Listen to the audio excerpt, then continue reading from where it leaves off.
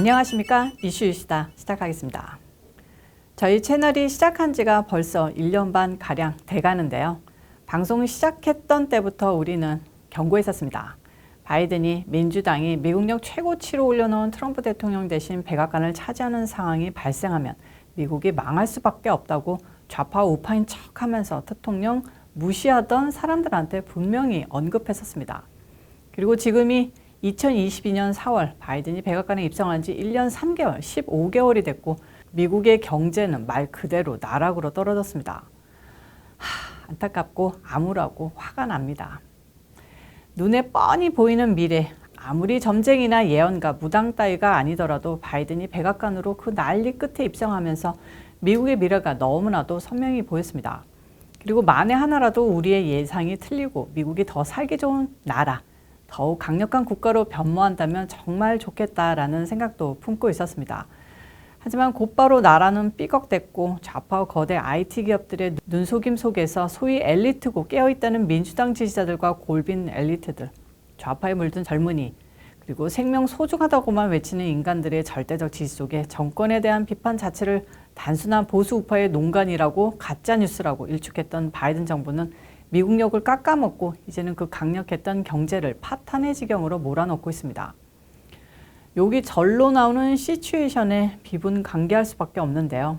일단 오늘 상무부 발표 내용 알아보면요. 올해 미국의 1분기 국내 총생산, 즉 GDP 증가율이 연율 마이너스 1.4%로 집계됐습니다. 한마디로 지난해보다 GDP가 1.4% 줄어들었다는 소리입니다. 이로써 미 경제는 6개 분기 연속 플러스 성장세에서 마침표를 찍었습니다. 솔직히 지난 6개 분기 플러스 성장세도 기저효과라고 봐도 무방합니다. 실제로 경제가 좋아진 건 없는데 정부에서 천문학적인 돈을 뿌려대니까 그게 경제 성장으로 왜곡됐다는 소리입니다. 이제 돈풀기가 중단되니까 단번에 마이너스 성장이라는 성적표로 나온 겁니다. 그 증거가 2021년도 4분기 성장률이 6.9%였는데요. 아주 콧방귀 나오는 수치였죠. 그때부터 경제 무너지고 인플레 사상 최고 기록하고 글로벌 공급난 대란 일어나고 난리였는데 바이든 정부는 성장률 6.9%다. 경제는 건전하다. 이 진리를 떨었고 좌파 언론들도 그대로 받아쓰기만 했습니다. 아주 좌파 정부와 좌파 미디어의 합작으로 미국 국민들을 제대로 물먹인 겁니다. 상무부에 따르면 마이너스 성장률을 기록한 것은 코땡 사태 초기인 2020년 1, 2분기 이후 처음인데요. 이번에도 책임 전가용 요인은 있죠. 바로 우크라이나 전쟁입니다.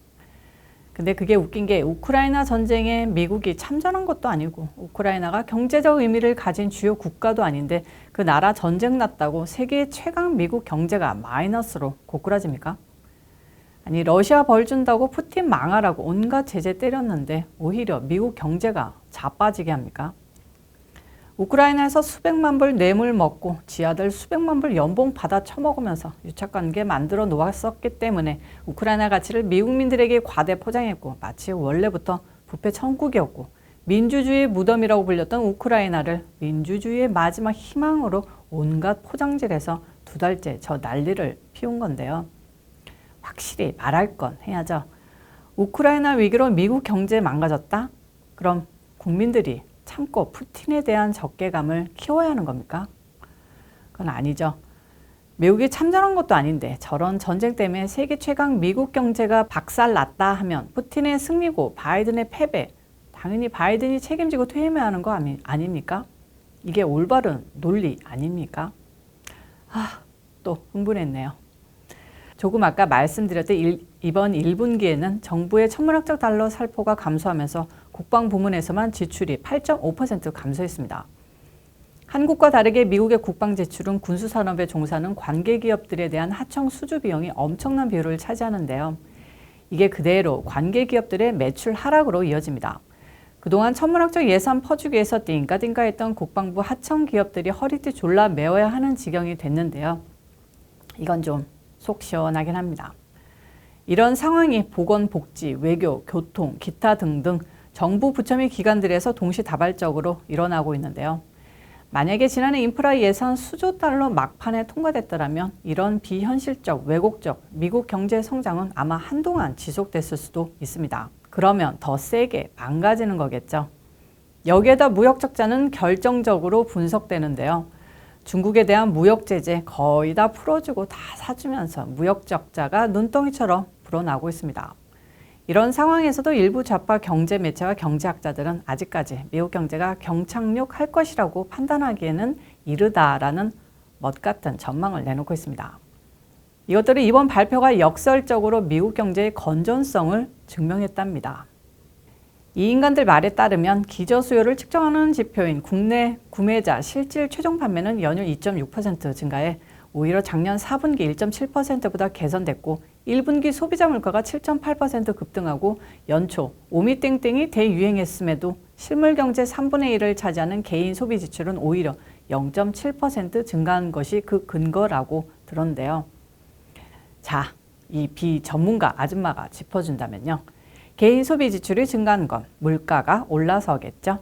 시장 가서 작년보다 돈 아끼려고 더 조금 사도 계산대에서는 더 비싸게 나옵니다. 이게 소비 지출 증가입니까? 저딴 무식한 경제학자는 맞아봐야 정신 차릴까요? 어디서 아줌마가 딱 봐도 답 나오는 얘기를 경제가 건전하다는 증거다. 그런 식으로 왜곡해서 국민들을 교란시키려고 합니까? 이런 말에 속아 나가는 생명 소중한 족속, 똑똑한 척하는 좌파 떨거지들이 더 문제이기는 합니다만 정말 욕 오지게 나옵니다. 자, 앞으로 미국 경제가 얼마나 고꾸라질 것인가 주요 변수는 딱 4가지입니다. 금리, 인플레, 기름값, 민주당. 금리는 인플레랑 바로 연결된 건데요. 원래대로라면 금리 팍팍 올려서 물가 잡는 것이 교과서적 해법입니다. 하지만 지금처럼 정치가 삽질하고 우크라이나, 중국, 코땡 등 악재들이 살아있는 상황에서 금리를 너무 확 올려버리면 부작용이 만만치 않습니다. 물가를 잡느냐, 경기를 살리느냐, 이거 어려운 숙제고요. 기름값, 민주당도 연계됐죠.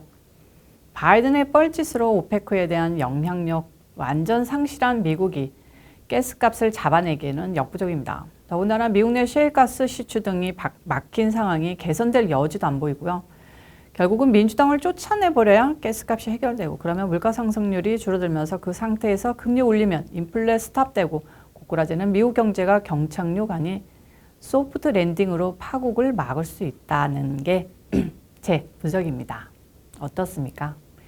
이슈스타 경제 분석인 월스트리트 경제 분석 못지 않죠? 옛날에 유명했던 문구 중에 달을 가리키는데 왜 손가락을 보는가 하는 스님의 말씀이 있는데요. 저는 지금 미국 경제 상황에 대해 결국 바이든과 민주당을 내쳐야 하는데 왜 딴 이유로 미국 경제의 몰락과 해법을 분석하는가라고 일침을 놓고 싶습니다. 오늘은 아주 흥분 도가니탕 이슈이스다였고요. 이만 마치겠습니다. 오늘도 시청해주셔서 감사하고요. 변함없이 좋아요, 구독, 알림 설정까지 광고 시청도 꼭 부탁드리겠습니다. 저는 또 다음 영상에서 찾아오도록 하겠습니다. 빠이.